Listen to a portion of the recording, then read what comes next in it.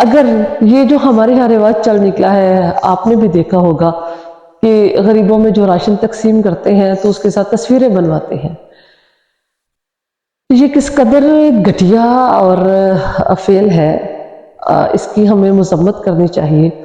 ممکن ہے دینے والے کا خیال، ہم اس کے بارے میں بھی بدگمانی نہیں کرنی چاہیے کہ چلیں اس کا خیال یہ ہو کہ لوگوں کو موٹیویشن ملے کہ وہ بھی صدقہ و خیرات کریں، بہت اچھی بات ہے۔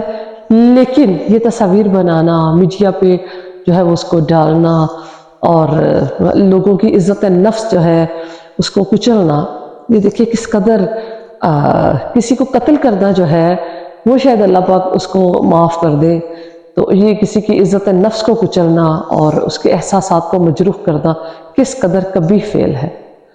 تو خدا را آپ اس سے بچیں، ہمارے گھروں میں جو کام کرنے والی خواتین آتی ہیں ان کی عزت نفس کا بھی خیال رکھیں۔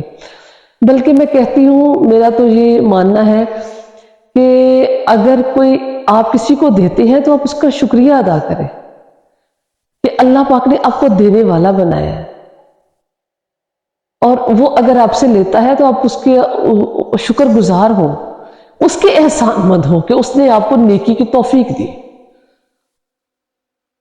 اللہ رب العزت ہم سب ایک جیسے ہیں، اگر اللہ نے ہمیں رزق دیا، اللہ نے ہمیں جو ہے وہ دینے والا بنایا، تو یہ اس کی کرم نوازی ہے۔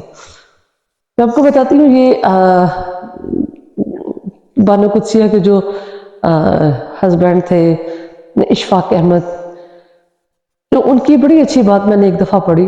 وہ کہیں رکشے پہ سفر کے لیے جا رہے تھے، تو رکشے والے نے ان سے کرایہ مانگا، تو انہوں نے اس کے مطلوبہ کرایے سے زیادہ اس کو کرایہ دے دیا۔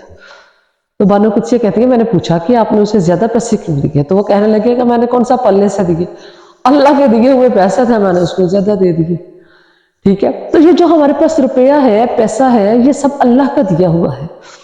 اللہ خود بھی تو اس شخص کو دے سکتے ہیں، تو اللہ کا شکر کرے کہ اللہ نے آپ کے وسیلے سے اس کو دیا۔ اللہ ڈائریکٹ بھی اس کو دے سکتے تھے۔